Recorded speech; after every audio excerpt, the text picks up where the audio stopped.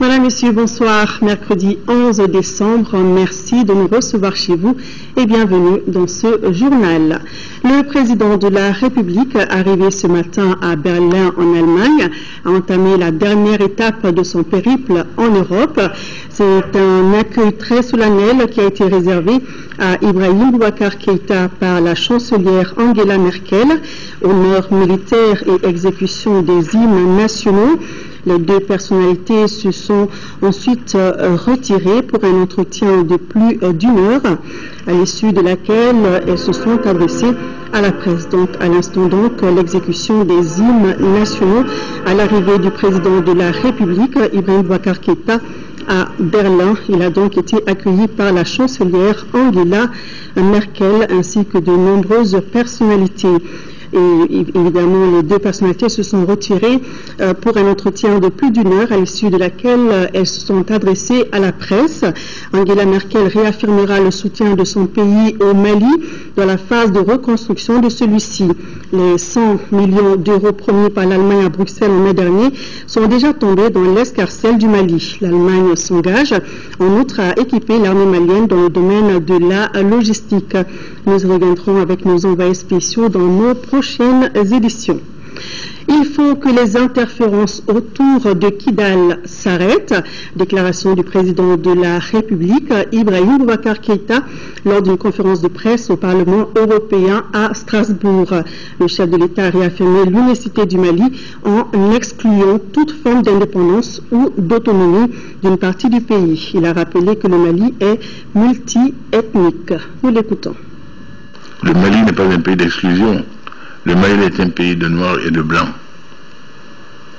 Il ne faut pas s'attendre à trouver au Mali des Indiens parqués dans une réserve par rapport auxquels il y aurait des projets de massacre et autres. Tel n'est pas le Mali. Tel n'a jamais été le Mali au long des siècles. Alors, qu'on ne crée pas une situation que nous n'avons jamais connue dans notre histoire. Un peuple de grande convivialité, de convergence absolue, et qui doit le rester. J'ai dit à Paris de la manière la plus claire, il faut que les interférences diverses autour de la région de Kidal s'arrêtent. En tous les cas, nous ferons au mieux pour assurer nos responsabilités, pour les assumer tranquillement, dans le seul intérêt de notre pays, de la communauté touareg elle-même et de l'ensemble des peuples du Mali. Pourquoi? Nous avons créé un ministère de la réconciliation nationale et du développement des régions du Nord. Nous disons à nos frères, nous dialoguons, nous avançons, nous avons un pays à construire ensemble, dans la fraternité, dans l'égalité, et que ce pays est nôtre. Que toutes sortes de sirènes qui vous susurrent à l'oreille, l'indépendance, il n'y aura pas d'indépendance. Il n'y aura ni indépendance ni autonomie. Il y a un Mali un et unique. Et ce qui n'a pas prospéré ailleurs ne prospérera pas au Mali. Les manifestations identitaires, ce n'est même pas le cas. Parce que pour cela, il aurait fallu que la majorité des Touaregs soient reconnus dans ce mouvement-là, ce n'est pas le cas. Donc nul ne nous abusera. Nous ferons tranquillement notre mission de construction nationale, d'édification d'un état de droit digne et véritable au profit de tous les citoyens. L'intégralité de cette conférence de presse sera diffusée demain après le journal de 20h. Mais tout à l'heure, après cette édition, vous pourrez suivre l'intervention du président de la République devant le Parlement européen. Plus de 3 milliards de francs CFA, c'est le montant du projet de soutien rapide aux autorités et services sociaux dans les zones post-conflit, une somme que l'Union européenne investira dans les régions touchées par la crise. L'Union européenne a également annoncé aux journalistes que son appui budgétaire en faveur du Mali s'élèvera à 225 millions d'euros pour 2013-2014. Le compte-rendu du déjeuner de presse avec Mohamed Diarra. Le 15 mai dernier, à Bruxelles, l'Union européenne s'est engagée à apporter un appui de plus d'1,2 milliard d'euros au Mali. C'est pour donner plus de visibilité aux investissements faits par l'Union européenne que celle-ci a décidé de rencontrer la presse malienne. Ainsi, apprend-on, une première enveloppe dotée d'un montant de 3 milliards 28 millions de francs CFA est débloquée pour la réhabilitation des bâtiments de l'État et des collectivités dans 110 communes touchées par la crise. Ces actions se font dans le cadre du projet intitulé « Soutien rapide aux autorités et services sociaux dans les zones post-conflit ». Le projet concerne deux volets. Le premier volet, le volet le plus rapidement mis en œuvre, ça a été de l'apport en matériel administratif. Aujourd'hui, ça a été fait à peu près 55 communes et 150 services bénéficiaires, même un peu plus maintenant. Ça évolue tous les jours. Et le deuxième volet, c'est des réparations sur les bâtiments qui ont été pillés ou qui parfois étaient déjà abîmés avant la crise et qui ont été en quelque sorte encore plus dégradés. Donc sur ces bâtiments, forcément ça prend un peu plus de temps et mobilise plus de moyens que pour le matériel, mais on avance, il y a déjà 30 bâtiments qui ont été rénovés, dont en particulier le gouvernorat de Gao. Le projet qui a démarré en avril a une durée de 18 mois. Cependant, des problèmes d'ordre sécuritaire ralentissent les travaux dans certaines communes relevant de la région de Kidal et de Gao, précise le conférencier. Les journalistes ont aussi été identifiés sur l'aide budgétaire que l'Union européenne apportera au Mali pour la période 2013-2014. Elle s'élève à 225 millions d'euros. Les modalités de décaissement sont fixées effectivement dans ce contrat en 3 tranches. La première tranche a déjà été déboursée en juin 2013 d'un montant de 90 millions d'euros. Nous travaillons sur un décaissement de la deuxième tranche d'une hauteur de 30 millions d'euros et effectivement si toutes les conditions sont remplies de ce contrat, au premier trimestre 2014, nous pourrons débourser la dernière tranche à hauteur de 105 millions d'euros. Ce exercice qui a réuni l'Union européenne et la presse malienne devra se perpétuer. C'est en tout cas le souhait émis par les deux parties, et cela dans l'optique de donner plus de transparence à la gestion financière.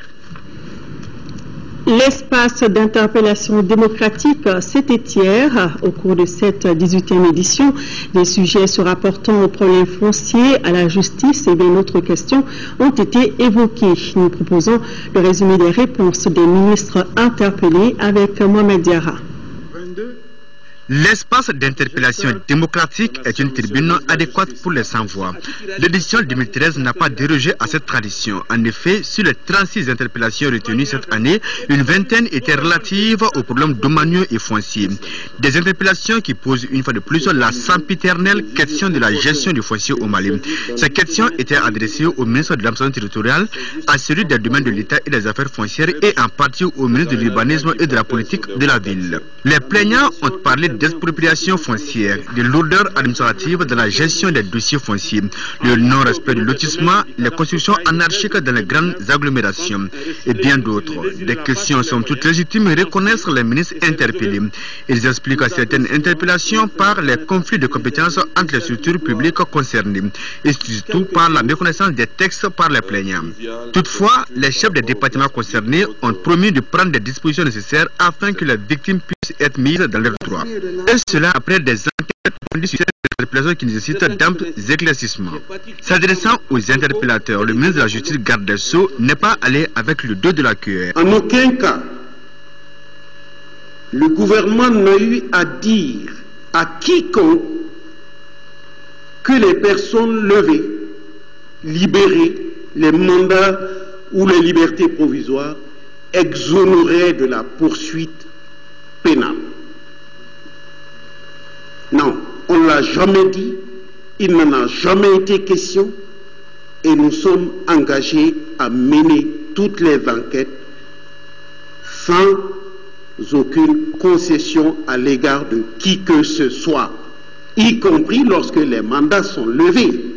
Le dossier poursuivra et si les culpabilités sont posées, eh bien les condamnations suivront et cela est une ligne claire du gouvernement. Il n'y a aucune concession là-dessus. Le ministre du Travail, des Affaires sociales et humanitaires et celui en charge de l'industrie et des mines se sont exprimés sur le licenciement d'au moins 500 travailleurs de la société minière et autres unités industrielles. Pour le ministre Amadou Kounaté, ces licenciements ont été faits conformément aux dispositions du Code du travail. Et pour être plus précis, il dira que la légalité a été respectée dans ces dispositions actuelles. S'agissant de la situation des licenciés de l'UCOMA, le ministre Boubou Cissé demande de la patience. Suite à la 17e session de l'EID l'année dernière, le gouvernement d'alors avait pris des dispositions pour exécuter ses engagements dans le cadre de ce protocole-là.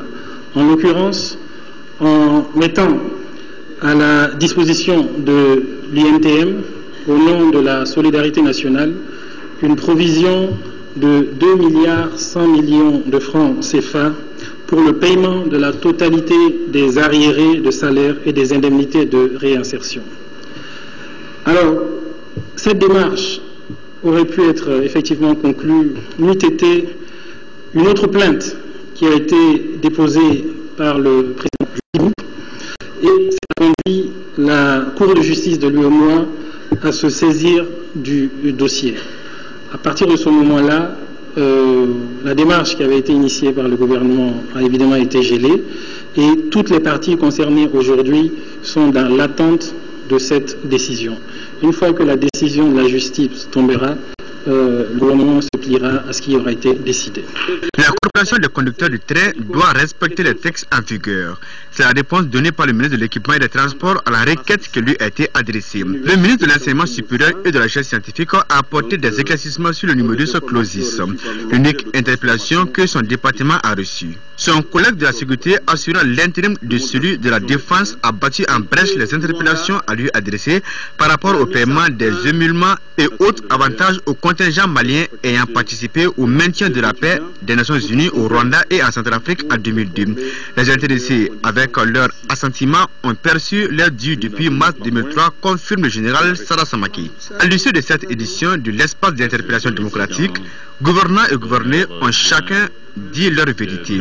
C'est cela aussi la démocratie. La 18e édition de l'EID a été marquée par la franchise des débats, tant des interpellateurs que des interpellés, et comme moment phare de la journée, les recommandations formulées par le jury. Notons que la journée était présidée par le Premier ministre. Les recommandations et la clôture de l'EID avec Ibrahim Traoré. Les travaux de la 18e édition de l'EID sont clos avec une panoplie de recommandations. Des recommandations qui visent essentiellement le renforcement du processus démocratique au Mali.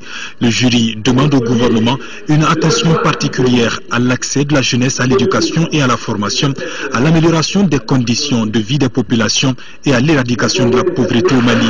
Il l'invite également à favoriser le renforcement de la défense des droits de l'homme à travers un plus grand accès des populations à la justice. Le jury d'honneur se félicite de l'appropriation de l'EID par le médiateur de la République du Mali. Il rappelle les suggestions émises en 2012 visant à renforcer l'efficacité de cet espace. Procéder à une évaluation publique chaque 4 mois entre 2 sessions pour que l'EID ne se limite plus à une activité publique d'un seul jour, mais s'étende sur toute l'année avec l'activation de la commission de suivi à travers les points focaux des différents départements ministériels.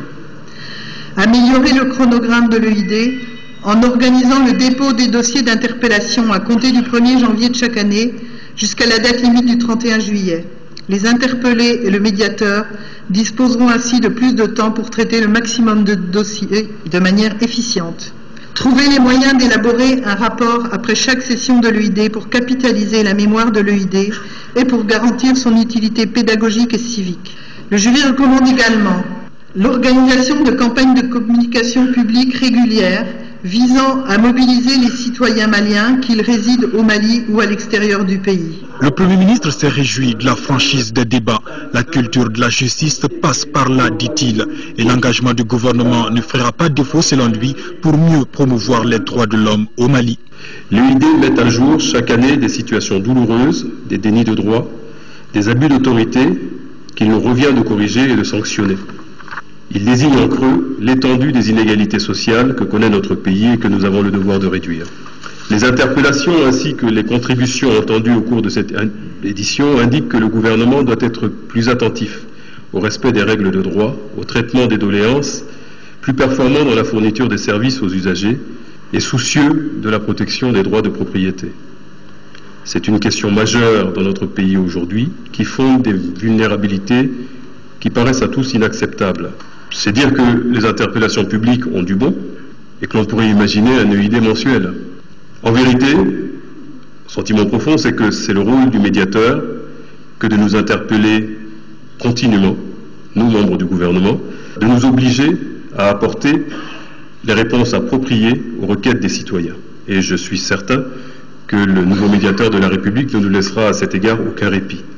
En marge de l'EID, une multitude de stands sont érigés dans le hall du CICB pour montrer au public les produits des différents centres de détention. Le chef du gouvernement y a fait un tour pour apprécier les œuvres des détenus.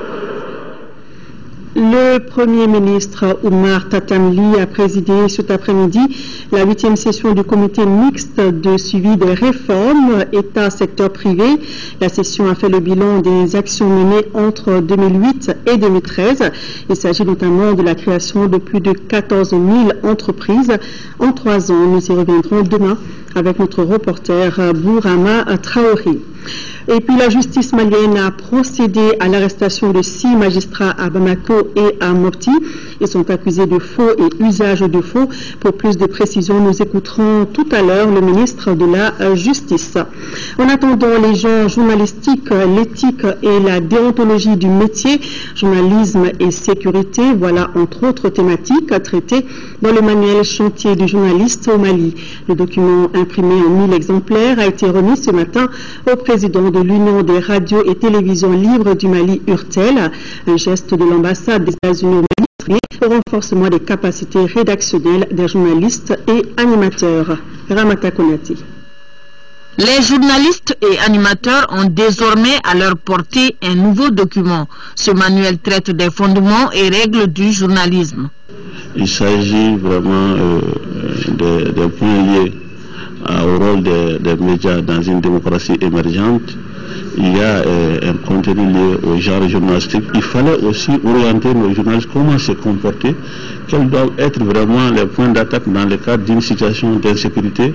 Ces thématiques sont suivies des textes qui régissent le secteur journalistique au Mali. Le partenaire de publication se dit fier de l'élaboration du manuel. C'était un grand plaisir pour moi d'être à cette cérémonie pour remettre ce livre qui résulte des formations que l'ambassade des États-Unis et l'USAID ont financé avec l'URTEL. Et c'est pour la formation et les bons principes de journalisme. Pour atteindre cet objectif, le conseiller technique au ministère de la Communication et des Nouvelles Technologies a invité les journalistes à lire et à exploiter ce document. Il ne s'agit pas de s'en approprier en allant le classer, disons, quelque part dans les tiroirs.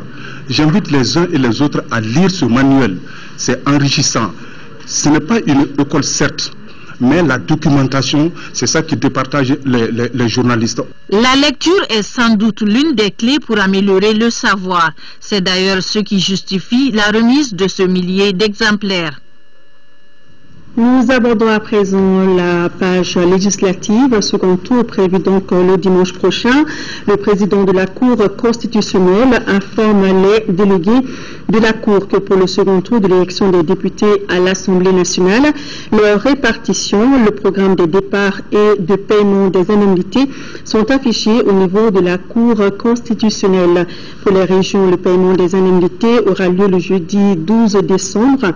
À partir de 10h et le départ est fixé au vendredi 23 décembre à partir de 6h devant le Centre international de conférence de Bamako, CICB. Pour le district de Bamako, le paiement des indemnités aura lieu le samedi 14 décembre à partir de 9h. Législative second tour de dimanche, la liste RPM ADP Maliba de la commune 5 a lancé sa campagne à travers un meeting. C'était au stade municipal de la commune. 2 listes sont en compétition pour les 3 sièges à l'Assemblée nationale. Dans cette commune, Agali Agissa. C'est le stade municipal de la commune 5 du district de Bamako qui a servi de cadre au lancement de la campagne de la coalition IBK Le Mali d'abord. Ce groupement de partis politiques et associations soutient la liste RPM ADP Maliba, classée première en commune 5 avec 23,77% des voix exprimées après le premier tour des législatives du 24 novembre dernier. Cette liste est en compétition avec celle de l'ADEMA PSI, Sinir Faso Uruaton RJP au second tour des législatives du 15 décembre. Après la proclamation des résultats par la Cour constitutionnelle, le dispositif de soutien s'est renforcé autour des candidats. La quasi-totalité des 13 listes des partis et associations en compétition du premier tour en commune 5 ont fait le choix de soutenir la liste RPM ADP Maliba, matérialisant du coup leur ambition d'accompagner le président. Les trois porte-étendards des partis RPM et ADP Maliba restent confiants. Ils promettent promouvoir le rôle du député une fois à l'hémicycle. Nous avions jugé utile aujourd'hui, en tout cas tous les 3 mois, de créer un grand cadre de concertation à l'échelle de la commune, inviter toutes les populations pour donner la parole aux populations, pour savoir un peu leurs difficultés. Également, on a promis aussi tout projet de loi, en tout cas proposé par le gouvernement de la République, fera l'objet d'un débat d'abord avant que nous partions voter à l'Assemblée.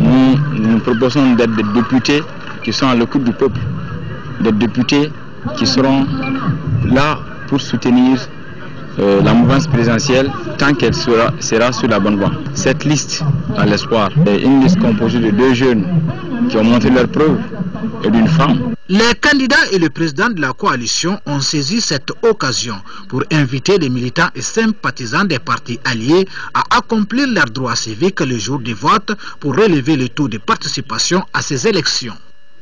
Dans le cadre de l'organisation de la campagne médiatique de l'élection législative du 15 décembre, le président du Comité national de l'égal accès aux médias d'État invite les candidats dont les noms suivent à se présenter au siège de l'organe demain jeudi 12 décembre pour l'enregistrement de leur message de campagne. 9h RPDM, 9h30 phare Ankawili, 10h PDS, 10h30 PRVM Fasoko, 11h RPM. Et juste après ce journal, vous pourrez suivre les messages de campagne des candidats RJP, MPR, Myria et SNID Faso Yirewatan.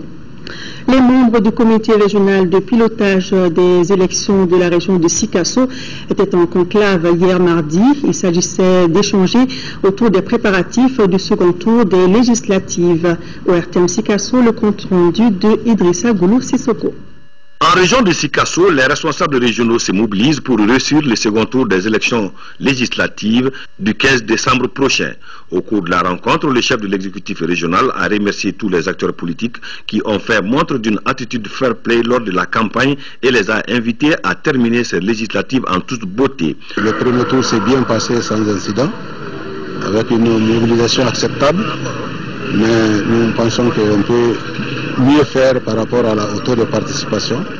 C'est pourquoi nous avons tenu à rencontrer les acteurs politiques et la société civile pour qu'on puisse encore nous mobiliser pour une grande participation à ce second tour des législatives et organiser des élections apaisées. Aussi, il a rassuré les uns et les autres quant à la neutralité de l'administration qui s'efforcera d'organiser des élections transparentes, apaisées et sécurisées. Le comité interparlementaire de l'Union économique et monétaire ouest-africaine a dépêché au Mali une mission d'observation du deuxième tour des élections législatives du 15 décembre. Elle fait suite à la mission d'observation du premier tour des élections législatives. La mission d'observation composée de députés originaires des pays membres de l'UEMOA, à savoir le Bénin, le Burkina Faso, la Côte d'Ivoire, la Guinée-Bissau, le Niger, le Sénégal et le Togo, séjournent au Mali depuis dimanche 8 diverses structures concernées par les élections et suit de très près le déroulement de la campagne électorale. Cette mission se poursuivra jusqu'au 17 décembre. La mission d'observation du comité interparlementaire félicite le peuple malien et toutes les forces sociales et politiques pour le bon déroulement du premier tour des élections législatives. Elle forme le vœu que le second tour soit à la hauteur des attentes du peuple malien. Et nous revenons tout de suite sur ce communiqué de la Cour constitutionnelle. Le président de la Cour constitutionnelle informe les délégués de la Cour que pour le second tour de l'élection des députés à l'Assemblée nationale, leur répartition, le programme des départs et de paiement des indemnités sont affichés au niveau de la Cour constitutionnelle. Pour les régions, le paiement des indemnités aura lieu le jeudi 12 décembre à partir de 10h et le départ est fixé au vendredi 13 décembre à partir de 16h devant le Centre international de conférence de Bamako. Et pour le district de Bamako, le paiement des indemnités aura lieu le samedi 14 décembre à partir de 9h. En quatrième région, donc sur un tout autre sujet, le ministre du Logement a remis ce mercredi à 100 les clés des logements sociaux.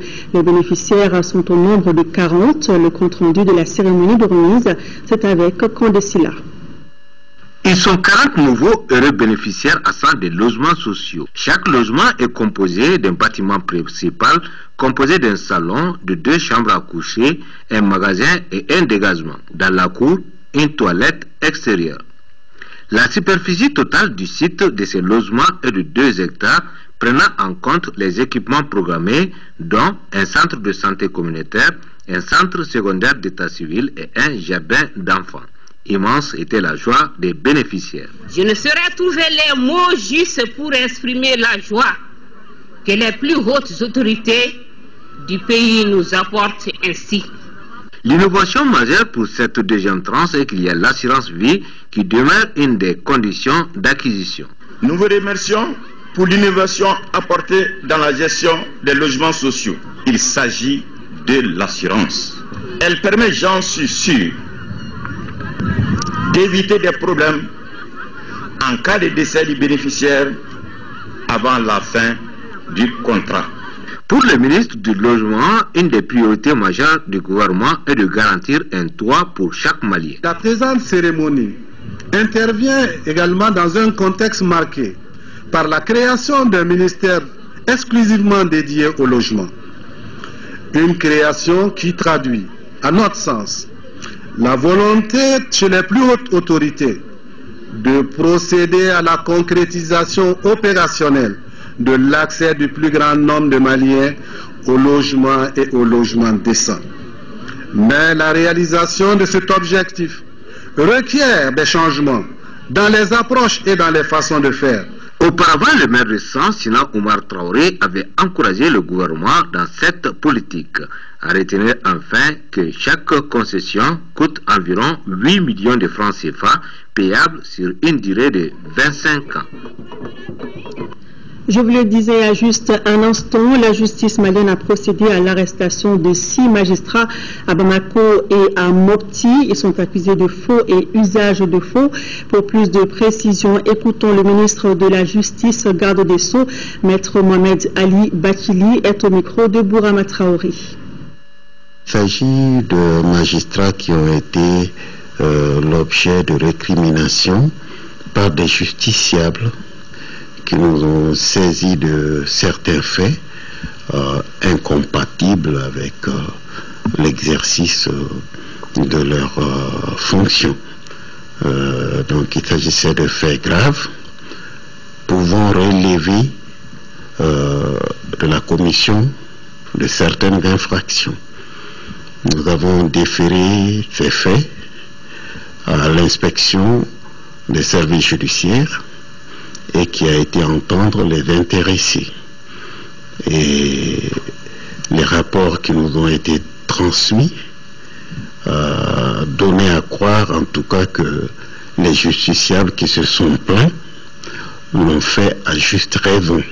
Pour être poursuivis, la juridiction compétente pour le faire est désignée par la Cour suprême. La Cour suprême a été saisie, elle a analysé elle aussi les faits et elle a trouvé que c'était des faits passibles de poursuite judiciaire. Cela dit, il y a toujours la présomption d'innocence, ils ne sont pas encore coupables, mais ils ont été arrêtés à l'image de tous les autres citoyens qui, dans les mêmes circonstances, peuvent faire l'objet de mandats de dépôt, comme eux-mêmes ils ont l'habitude de le discerner contre les autres citoyens du Mali. Ils sont aussi redevables de l'application de la même loi quand ils se comportent à l'instar des personnes qu'ils placent sous mandat de dépôt. Mais qui représente-t-on exactement à ces magistrats, monsieur le ministre? Je dois dire que votre question m'embarrasse un peu. C'est un dossier judiciaire qui est couvert par le secret de l'instruction. Donc je n'ai pas à faire des révélations sur les faits en eux-mêmes. sauf à dire que, à notre connaissance, ils ont été poursuivis pour des faits de concussion, de faux et d'usage de faux. C'est les qualifications que les juges ont bien voulu donner au chef de poursuite. La concussion étant l'infraction qui stigmatise le comportement du juge lorsque le juge a exigé du justiciable de l'argent ou en tout cas des biens d'une certaine valeur. Et chaque fois que la valeur de ces biens dépasse 50 000 francs, le juge lui-même est passible de poursuite pour avoir commis un crime, le crime de concussion, qui est puni, je crois, de 5 à 20 ans de réclusion criminelle. La loi, elle est faite pour tout le monde. Il n'y a pas d'exception. Aucun citoyen ne doit croire qu'il est au-dessus de la loi. Et la profession du juge ne doit pas lui servir d'abri pour violer la loi. Sa profession, au contraire, doit lui servir à protéger la société contre les violations de la loi. Mais ce ne doit pas être considéré pour lui comme un abri sûr où il va se trouver pour violer la loi. Et chaque fois qu'il l'aura fait, il est normalement passible de poursuite comme n'importe quel citoyen. Voilà, à l'instant, le ministre de la Justice, garde des Sceaux, Maître Mohamed Ali Bathily, qui se prononçait suite à l'arrestation de 6 magistrats à Bamako et à Mopti accusés de faux et usage de faux. La 5e Assemblée générale de l'interprofession du coton du Mali s'est tenue aujourd'hui ici à Bamako. Au menu de cette rencontre, le bilan de la commercialisation de la campagne agricole 2012-2013. Les participants venus de toutes les zones cotonnières échangent aussi sur les perspectives de la campagne en cours. Moussa Fani.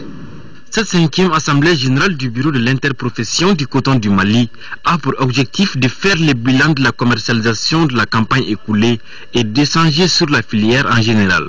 À travers cette rencontre, les acteurs du secteur entendent faire également le point de dispositions prises par la CMDT qui sont entre autres le paiement du coton graine et l'organisation des marchés. Ce qu'on entend de l'Assemblée générale aujourd'hui, c'est de bien programmer la commercialisation de la campagne 2013-2014. Parce que déjà, les producteurs sont prêts pour la récolte du coton. Presque les 70% du coton sont déjà récoltés, ils ont à la main des paysans. Le président de l'interprofession du coton du Mali a également rassuré les cotonculteurs quant à leur paiement à temps. Je peux les assurer, mais il n'a qu'à faire beaucoup d'attention dans le champ pour le moment des récoltes. Parce que la qualité du coton est très très importante pour nous tous et pour l'Afrique même. Donc si la qualité n'est pas bien, ça peut jouer sur le prix de l'année prochaine. Il faut souligner que l'Union nationale des sociétés coopératives de producteurs de coton du Mali a déjà pris des dispositions dans le cadre de la commercialisation du coton, parmi lesquelles on peut retenir la réfection des pistes et le chargement des camions à temps. Les membres du projet d'élevage de poissons intégrés à la riziculture ont tenu leur 2e session au centre des travaux. L'examen du rapport final d'activité du projet et les états financiers. Élaboré en 2011, le projet bénéficie de l'appui technique et financier de la FAO. Nando Dambélé. Cette 2e session du comité de pilotage du projet validation et dissémination des systèmes d'élevage de poissons intégrés à la riziculture est le cadre idéal pour trouver des réponses aux questions relatives au développement de l'intégration de l'irrigation et l'aquaculture dans les aménagements hydro-agricoles dans notre pays. Cette session revêt une signification particulière car elle se déroule au moment où le projet tire vers sa fin.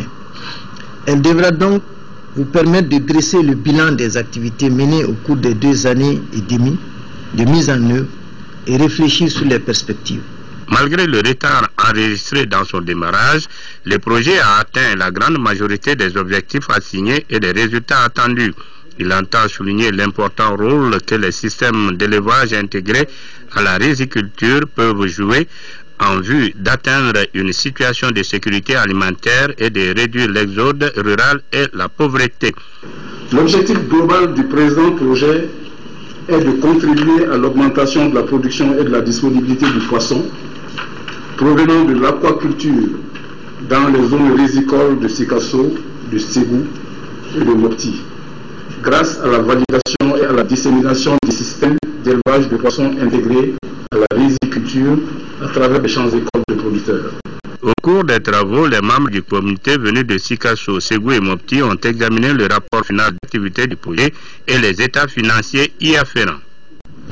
C'était la journée de l'aviation civile internationale, journée décrétée en 1994 par l'Assemblée de l'Organisation de l'aviation civile internationale.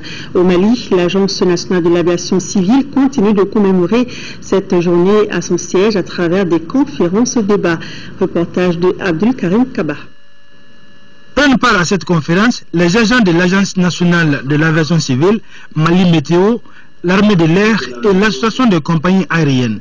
Cette activité entre dans le cadre de la journée internationale de l'aviation civile célébrée le 7 décembre de chaque année. Depuis 1994, date de la signature de la Convention sur l'aviation civile internationale portant création de l'Organisation de l'aviation civile internationale. Cette journée est fêtée dans le monde par les acteurs concernés. La conférence organisée à cet effet a pour but de sensibiliser l'opinion sur l'importance de l'aviation civile dans le processus de développement économique et social des pays et exposer les problèmes rencontrés. Le thème retenu cette année est évoluer pour relever les défis du transport aérien au XXIe siècle.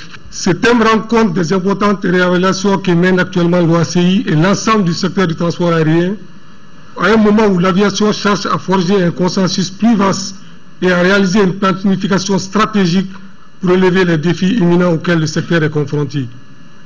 Ces défis sont nombreux. L'aviation ayant toujours joué un rôle moteur essentiel dans le développement économique et social, le réseau mondial de transport devrait, selon les prévisions, doubler de volume d'ici 2030. Les thèmes abordés au cours de cette conférence débat sont la météorologie pour un développement durable du transport, la sécurité des vols et la gestion de la sécurité aérienne au Mali. Tenu hier mardi à Caille de la 12e session ordinaire du conseil d'administration de l'hôpital Fousseni Ndao, le projet de budget 2014 de l'hôpital se chiffre à plus d'1 milliard 27 millions de francs CFA. La correspondance de Kansoto Kanouté. Au cours de cette 12e session, les modules qui étaient à l'ordre du jour sont entre autres le contrôle de l'état de mise en œuvre des recommandations issues du conseil d'administration du 26 novembre 2012, la présentation et l'adoption du rapport d'activité et de l'état d'exécution du budget du 1er janvier au 31 décembre 2012 et celle du 1er janvier au 30 septembre 2013, l'examen et l'adoption du projet de budget 2014.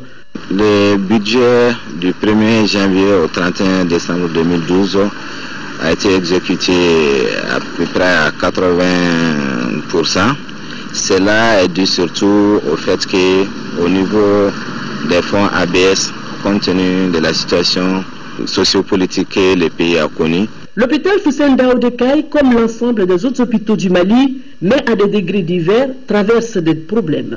L'une des particularités de l'hôpital Fousseni Ndao est l'insuffisance du recouvrement des recettes. Au niveau du bureau des entrées, avec l'installation déjà d'un logiciel prêt sur les ressources propres, c'est le logiciel prêt sur les ressources de l'État existait. Et aussi nous sommes dans la mouvance d'installation d'un réseau, d'un logiciel qui permettra de prendre en charge l'ensemble des services. Après des échanges, des recommandations ont été formulées. Il s'agit d'un besoin immense d'un service de traumatologie, d'un service de réanimation en cas d'urgence pour qui connaît la distance qui sépare Caille de Bamako, entre autres. 56 motos pour plus de 80 millions de francs CFA, c'est le don que l'UNICEF vient de faire à la direction régionale de la santé de Sikasso. C'est pour renforcer le programme élargi de vaccination dans la région. C'est Kokonaté. La présente donation de l'UNICEF à la direction régionale de la santé de Sikasso est composée de 56 motos pour plus de 80 millions de francs CFA. Elle vise à renforcer le mécanisme d'immunisation des enfants par une plus grande mobilité des agents PEV afin de leur permettre d'aller désormais aux cibles. Nous savons tous que l'éradication de la poliomyélite ne saurait être une réalité sans un père de routine fort, capable d'assurer à chaque enfant, garçon et fille du Mali en général et de la région de Sikasso en particulier, la chance d'être protégé contre ces 9 maladies invalidantes et meurtrières du PEV. Ainsi, chacun des 9 districts de la région se verra doté de motos. Ensuite suivront les réfrigérateurs et congélateurs solaires. Un accompagnement de l'UNICEF que les autorités régionales saluent. Je voudrais saisir l'opportunité pour remercier très sincèrement le partenaire UNICEF et exprimer toute notre reconnaissance pour la constance de son soutien. Je lance un appel vibrant au président des ASACO, à travers la présidente de la FERASCOM et le président de FELASCOM, pour une utilisation judicieuse et un entretien régulier de ces motos. Une cérémonie de remise qui se tient au moment où la région sort du 4e passage des journées nationales de vaccination contre la poliomyélite. Un passage qui aura enregistré un taux satisfaisant de 106%. 63 millions de francs CFA, c'est la valeur des matériaux de construction que le Haut Commissariat aux réfugiés, en collaboration avec le Conseil norvégien des réfugiés, a mis à la disposition de 350 familles de Gao et d'Ansongo. C'est pour la réhabilitation de leur maison et leur réinsertion. Boubacar Bablé-Touré, compte rendu. Ils sont au nombre de 350 familles, dont 198 du cercle de Gao et 152 d'Ansongo à bénéficier de ces matériaux de construction. Des matériaux composés de ciment, de sable, de banco, de bois de construction, bref, tout pour offrir à ces réfugiés et déplacés de retour un meilleur cadre de vie par la réhabilitation de leur maison. Cette action a été vraiment salutaire parce que ça permet une réinsertion sociale et économique des populations de la ville. Je suis très content de cet appui. Cet ambitieux programme a coûté la somme de 63 millions de francs CFA, soit un montant de 180 000 francs CFA par famille bénéficiaire. Ce projet a été financé par le HCR, Haut Commissariat des Nations Unies pour les réfugiés, et mis en œuvre par le NRC, Conseil norvégien des réfugiés. Aujourd'hui, on a lancé par exemple la moyen de distribution des matériaux de construction.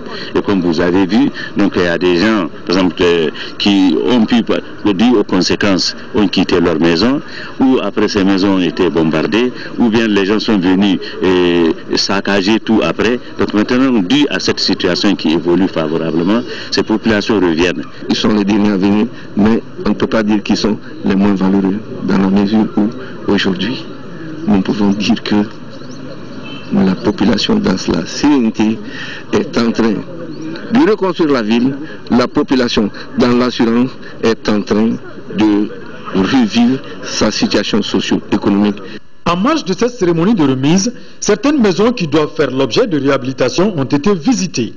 Pour plus de transparence dans l'utilisation de ces matériaux, une commission de suivi et d'évaluation sera mise en place, une recommandation des autorités régionales. 11 décembre 1960, 11 décembre 2013, voilà 53 ans que le Burkina Faso a accédé à sa souveraineté nationale. La commémoration de cette date a été marquée par une revue des troupes des forces armées du Burkina Faso à Tombouctou. Les autorités politiques, administratives et coutumières ont fait le déplacement pour réitérer leur reconnaissance aux hommes intègres qui viennent en appui à nos forces armées et de sécurité. Yéa Tandina. L'entrée du drapeau et la revue des troupes sont les temps forts qui ont marqué ce 53e anniversaire de l'accession du Burkina Faso à l'indépendance.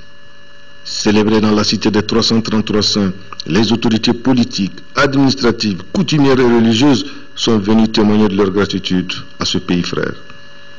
Le Burkina Faso est un pays frère. Alors nous partageons la joie avec eux. Ce 11 décembre, c'est un jour béni.